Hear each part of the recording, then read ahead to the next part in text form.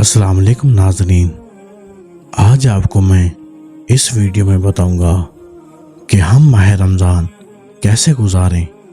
محترم ناظرین، ہماری یہ خوش نصیبی ہے کہ رمضان المبارک کا بابرکت مہینہ ایک دفعہ پھر ہماری زندگیوں میں آیا ہے۔ ایسا مہینہ کہ جس کے ایک ایک پل میں اللہ تعالیٰ کی رحمت موسلادھار بارش کی طرح برستی ہے۔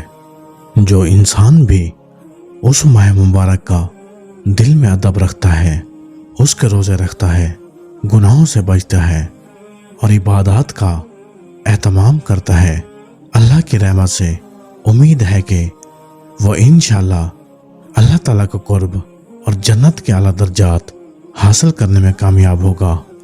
سلف صالحین کے حالات زندگی میں لکھا ہے کہ جب وہ کسی کی بزرگی کا تذکرہ کرتے تو یوں کہتے کہ فلاں آدمی تو بہت بزرگ آدمی ہے، اور دلیل یہ دیتے تھے کہ اس نے تو اپنی زندگی کے اتنے رمضان گزارے ہیں۔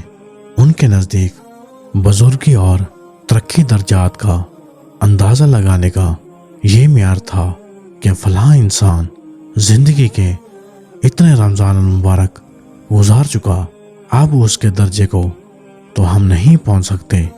ایک مرتبہ حضور نبی کریم صلی اللہ علیہ وسلم رمضان المبارک کی آمد پر صحابہ کرام رضی اللہ عنہ سے ارشاد فرمایا، تمہارے اوپر ایک برکتوں والا مہینہ آیا ہے، اس میں اللہ تعالیٰ تمہاری طرف متوجہ ہوتا ہے اور تم پر رحمت نازل فرماتا ہے، تمہاری خطاؤں کو معاف کرتا ہے، دعاؤں کو قبول کرتا ہے، اور فرمایا کہ اللہ تعالیٰ اس میں تمہارے تنافس کو دیکھتا ہے۔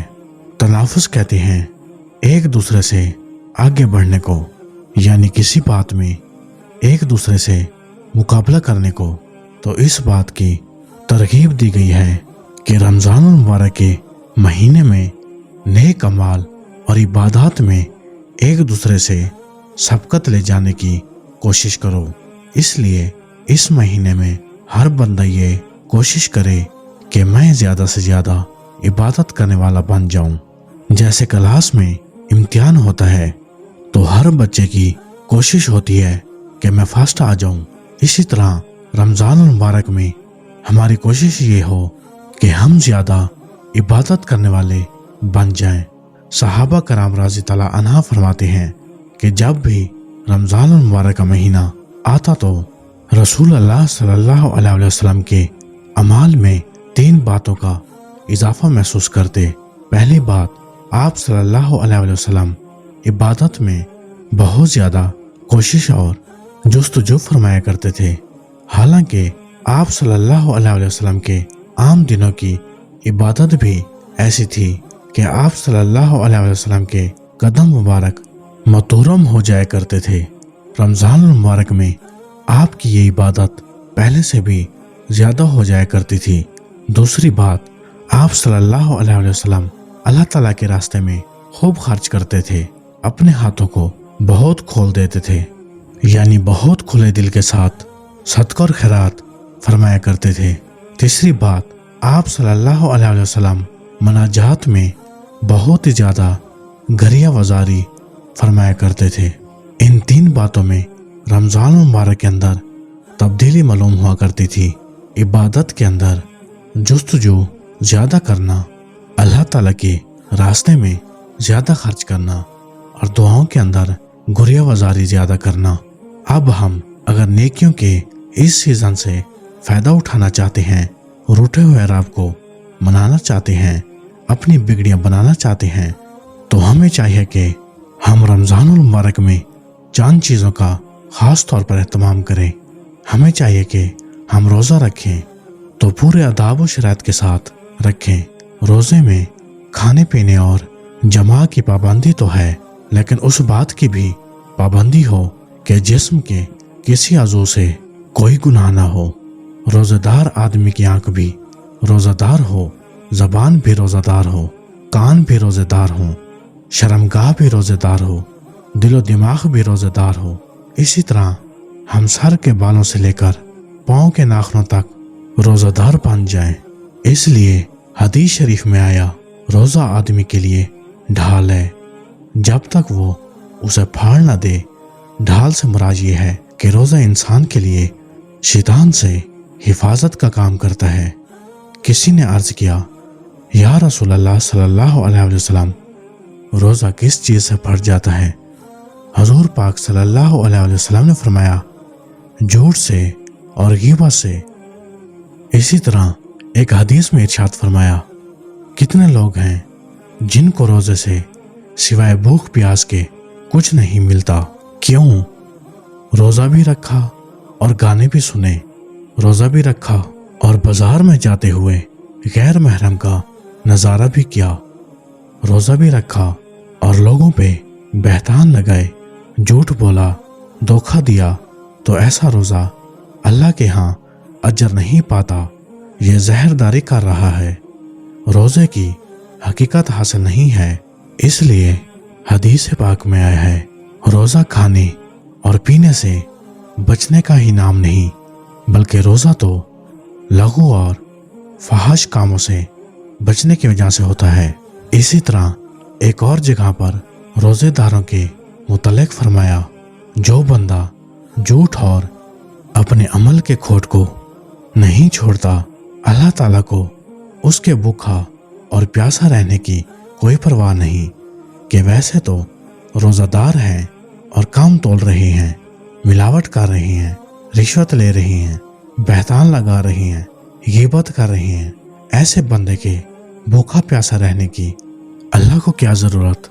आम तौर पर देखा गया है कि जो आदमी परहेजगारी के साथ रोज़ा रखता है, उसे भूख प्यास बहुत कम महसूस होती है और ज़्यादा भूख प्यास उसी को लगती है जो बद परहेजियाँ करता है। हजूर पाक सल्लल्लाहु अलैहि वसल्लम के दौर की बात है, दो औरतों ने रोज़ा रखा और रोज़ा उनको इतना लगा कि वो मरने के करीब हो गई। ये बात हजूर पाक सल्लल्लाहु अलैहि वसल्लम की खिदमत में अर्ज की गई। आप सल्लल्लाहु अलैहि वसल्लम ने फरमाया, उन्हें कहें कि कुली करें। दोनों को कहा गया कि कुली करें। चुनाचा उनके मुंह से गोश्त के छोटे छोटे टुकड़े और ताज़ा खून निकला। वो हैरान हुई कि हमने कुछ नहीं खाया ना ही पिया, ये क्या हुआ? हजूर पाक सल्लल्लाहु अलैहि वसल्लम ने बतलाया कि ये दरअसल रोज़ा रखकर दूसरों की ग़ीबत करती रहीं, और ग़ीबत करना ऐसा ही है जैसे किसी मुर्दार का गोश्त खाना। ये वाक़यात इसलिए पेश आए कि हम जैसों के लिए आइंदा मिसाल बन सकें। अल्लाह ताला ने इबरत बना दिया ताकि लोग नसीहत हासिल करें। हमें चाहिए कि हम अपने रोज़े की हिफाजत करें और हर छोटे बड़े गुनाह से बचने की कोशिश करें। तब हमें रोज़े पर अजर भी मिलेगा और रोज़े की बरकत भी नसीब होंगी। हदीस शरीफ में आया है कि रमज़ान मुबारक में हर मुसलमान की हर शब रोज़ में एक दुआ ज़रूर कबूल होती है। इसलिए अल्लाह के आगे रो रो कर दुआएं करनी चाहिए। मालूम नहीं कौन सी घड़ी में दुआ कबूल हो जाए। तहज्जुद का वक्त कबूलियत दुआ का ख़ास वक्त है, लिहाजा सहरी से पहले तहज्जुद के नवाफिल पढ़कर अल्लाह के आगे गुरिया वज़ारी की जाए। तमाम हाजात अल्लाह के सामने पेश की जाए, अल्लाह को मनाया जाए। अहादीस में अफ्तार के वक्त रोज़ादार की दुआएं कबूल होती हैं।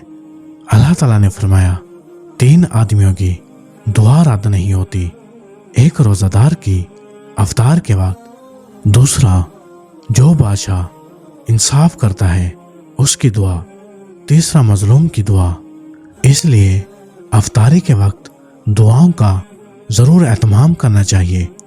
एक बात पर गौर कीजिए, बिलफर्ज अल्लाह ताला का कोई बहुत ही नेक और बरगज़ीदा बंदा हो और वो आदमी आपको किसी वक्त बता दे कि अभी मुझे ख्वाब के ज़रिए बिशारत मिली है कि ये कबूलियत दुआ का वक्त है, तुम जो कुछ मांग सकते हो अल्लाह ताला से मांग लो।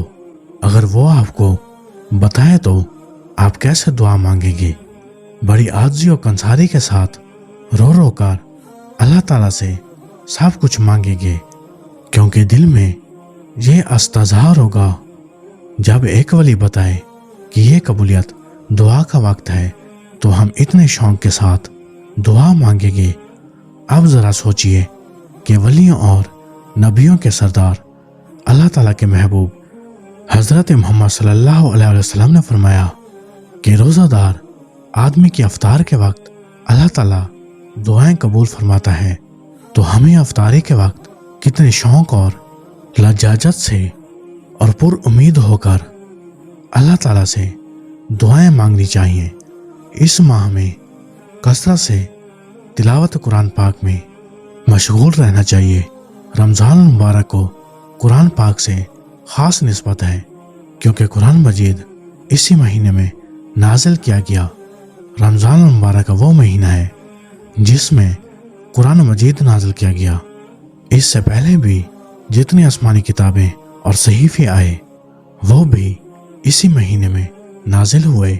मालूम हुआ कि इस महीने को कलाम इलाही से ख़ास निस्बत है। यही वजह है कि कुरान पाक इस महीने में कसरत से पढ़ा और सुना जाता है।